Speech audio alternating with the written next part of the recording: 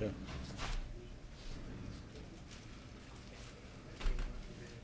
Did you email him?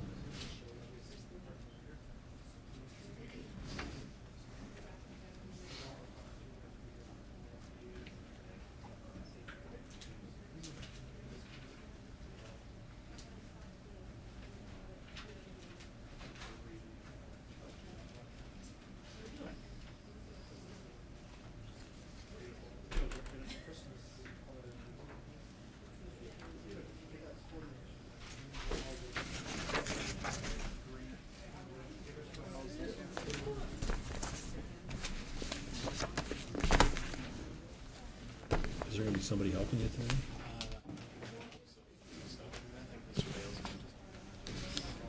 Okay. Deborah Burrows?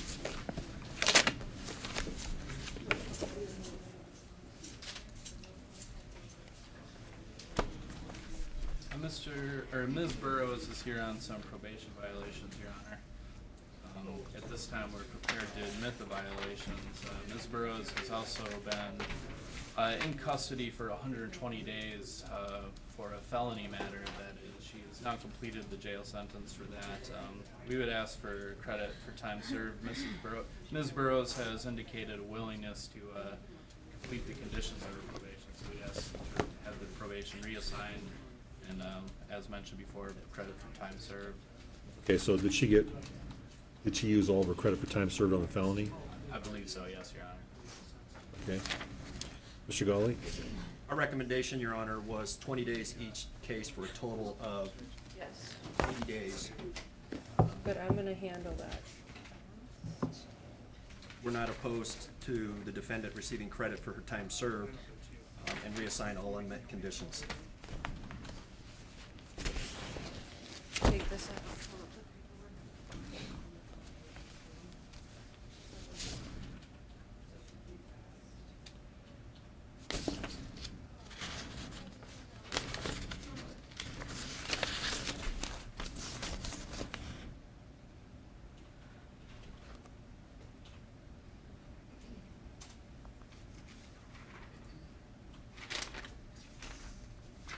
So when did she first go into custody?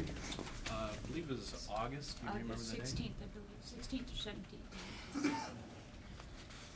That would be correct, Your Honor. That's about the same time frame that we have.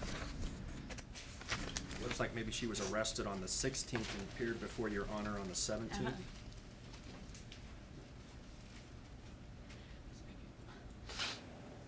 Okay, so is the recommendation to run this time concurrent then? It would be consecutive, Your Honor. How much time did the defendant do on her felony? 120 days. So she's basically used all of her credit for time served. Yes, Your Honor. So that we would ask it to be consecutive, Your Honor. Okay, first I'm looking at cause number 116239A. And she also had 31 days of work crew that were assigned on that back in May. I've been working at Orchard's Food Bank. In between, that's where I've been doing my community service. Yeah, I mean, the problem is you never brought any proof to corrections that you'd ever done anything on that. So on this case, what we're going to do is we're going to convert the 31 days of work crew to 31 days of jail. There's no additional penalty, and then we're going to reassign all unmet conditions. And we do have a motion to address the no contact order too. And do we have a prosecutor here? Your Honor, do you want me to step out and see if one of the prosecutors is Yes.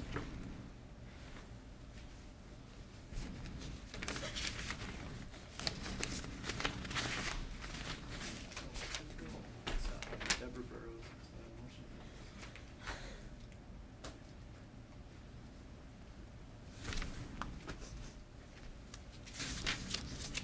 There's a motion to address the no contact orders on these. And we're deferring to Your Honor. I don't think we have any information.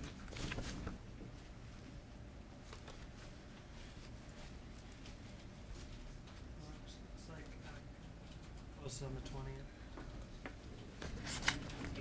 Yeah, we know what you know, Your Honor.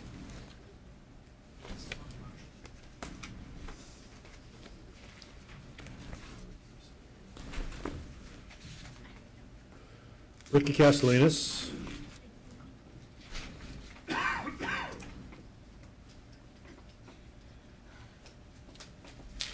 And Mr. Castellanos, what did you want to say about the no contact order? Your Honor, the night that this all happened, I live with chronic pain. I live with chronic pain, and I just didn't want to have nobody around me. The guy that raped her called the cops, and she ran and stuff. Your Honor, I take all the blame for this, and I feel so bad for breaking up her son. Yeah, the last 7 months, this is the first time I've seen her. And I feel awful. I'm the one that lives with chronic pain. I don't like anybody around me. I don't like anybody asking me questions. The jail knows how much pain. You know, I went $21,000 a month just in pharmacy medication. I was in the hospital 3 times last week. I had a seizure, you know, in my kitchen. Why I got all this, and there was nobody there to help me. I woke up in a dark puddle of blood. Well, I mean, the problem we have is there's continued violations of the no contact orders that are in place. And so, She knows nothing about the system. When she goes up there, I'm sure she just agrees with everything. She doesn't know anything. I know how much medication they got her on and stuff, and she's never took the meds. I've taken all the meds, you know? And they've got her on Kolonopin and Visterill and everything else like that, and these people aren't even registered practitioners. well, she can't be getting prescriptions from somebody that's not licensed to do it. Jill has done that. Jill has done that. I looked it up on the internet. I spent all my time trying to just get this fixed because I put her in here. Because I live with chronic pain. Okay, I don't see how the fact that you're living with chronic pain forces her to violate the no contact order. No, because when she tried to help me, and I said, get away, get away. She was letting me help me. Debbie, please just get away. You know, you don't know. You know how bad it hurts. And in that same month, I was taken out of my house to the hospital 6 times by ambulance. I got the paper right here, and then on the 30th, I got my 3rd back surgery. Okay, thank you. Go ahead and have a seat.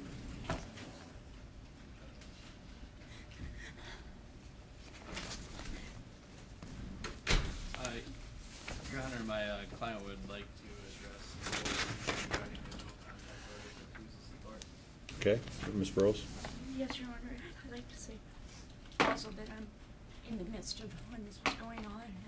I know you're not touching issues. What Rick's saying is true, but I was on my process of moving into my sister's, and there have been a few occasions, as you see, there were some close arrests there where I was incarcerated by days apart. That it violated the no contact order. There was no fighting, there was nothing going on. My stuff was brought stuff over to leave. I was from my sister one weekend. And somebody called, I think it was a man that raped me, called, and just to report I was there. A year and a half. I know I shouldn't have been. Nice. And we better moved out since March, February. Your Honor, our request is that the time for the probation violation concurrent. I want to be home with my Okay, sister. and this time is going to be consecutive, and so we have cause number 18229V. On that case, there was also 2 days of work crew that weren't complied with, so we're going to convert the 2 days of work crew, 2 days of jail. There's going to be a 20-day jail penalty on top of that. We're going to reassign all unmet conditions. And what we're going to do is, based on the history here, we're going to leave the no contact orders in place at this point. Then we have cause number 114001. There's going to be a 20-day jail penalty on that. That's consecutive to any other time that she's doing. And then we'll reassign all unmet conditions, 20. On cause number 111562. We're going to convert the 5 days of work crew to 5 days of jail. There's going to be a 20-day jail penalty on top of that for a total of 25 days. And again, these times are all consecutive.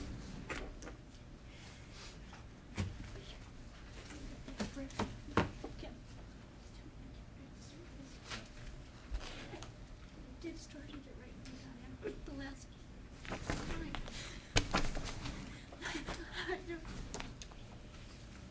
then last we have cause number 114406. There's going to be a 20-day jail penalty, again, consecutive to any other time that she's doing. And we're going to reassign all unmet conditions.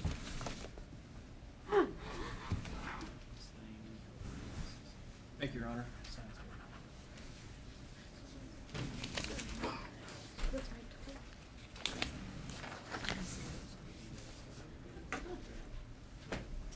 Which one?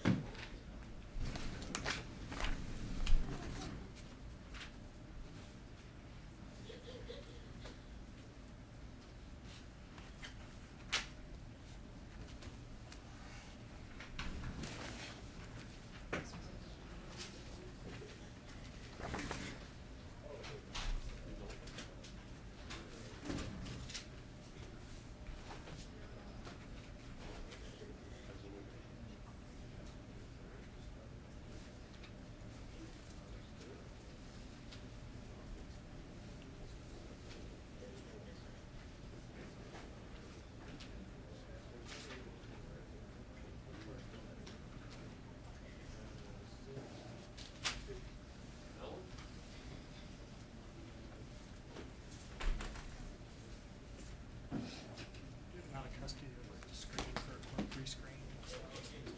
Gregory Nelson. Probably have it.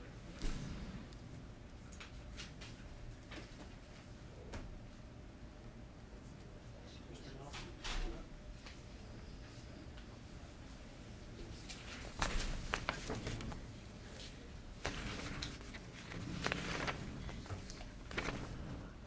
Mr. Nelson's indicated that his financial circumstances have changed since the last time we talked to corrections.